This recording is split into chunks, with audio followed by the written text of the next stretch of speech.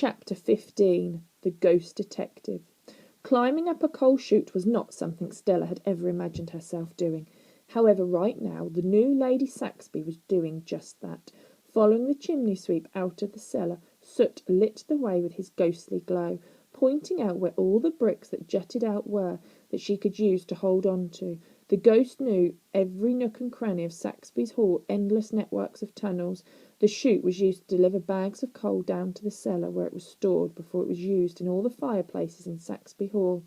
At the top of the long chute was a small hatch in the wall leading out to the kitchen. Climbing up the chute was hard work, especially for young Stella, who was tired and hungry, just as she was.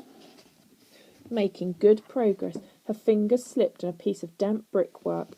"Ah!" cried the girl as she fell down the chute, sending debris falling. She bounced off the sides, finally managing to stop herself by clinging on with one hand to a tiny piece of brick that was jutting out.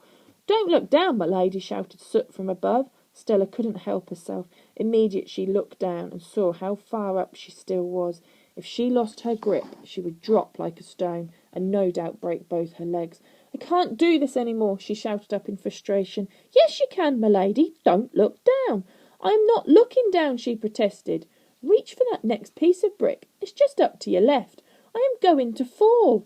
"You're not going to fall," reassured the ghost. "Feel for that piece of brick with your hand. Have you found it?" The girl reached out her free hand above her. "Yes, I think so. Now pull yourself up." "Haven't got the strength." "You have, my lady. I know it. You don't want to be left to rot in that coal cellar, do you?" "No," mumbled the girl. It was a little like she was being told off. Stella took a deep breath and pulled herself up. "There, you can do it," exclaimed Soot. "Step by step." He guided her up the chute. Looking up past Soot, Stella could see the patch of light above becoming larger and larger. Eventually she hoisted herself up to the top of the chute and clambered out of the hole. Shaken and exhausted, the girl landed in an undignified heap on the cold kitchen floor. Some of Stella's happiest memories were from this room. Having grown up with an army of servants, her mother had simply never been taught to cook. However, once the staff had to be let go, after Alberta had squandered all the family's money, Mama was forced to try. Her cooking was atrocious. It became the stuff of legend. Yet all those cakes that never rose, or jellies that never set, or pancakes that were tossed into the air and got stuck on the ceiling, were made with that most important of ingredients, love.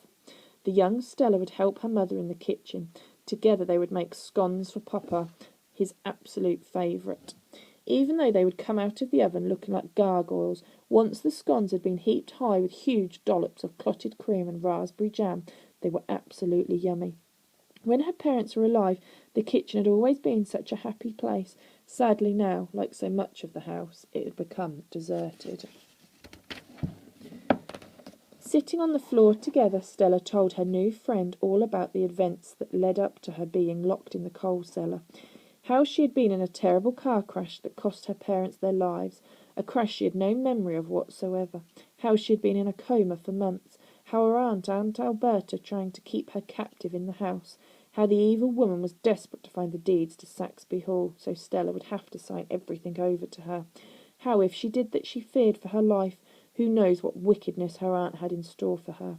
How she had tried to flee to the nearest village, but the giant owl had captured her and brought her back. How there must be more to the tragic accident that killed her parents. How all this pointed the finger of suspicion at Aunt Alberta. Soot listened to everything the girl said with interest, and when she had finished, he thought for a moment. "It's all very fishy, my lady," he said, "but if you want the old moo locked up, you need proof." "Yeah, I suppose I do," agreed the girl. "Let's become detectives, just like in my favourite books." A bolt of energy passed through Stella's body at the thought, and she leapt excitedly to her feet. Real-life detectives. Soot was becoming excited now, too. "And if we work together, we can look for clues. Now, where do you think we should start?" The ghost thought for a moment. "The garage. Find out what happened to the car." "Let's go, Detective Soot." "Right you are, Detective, my lady."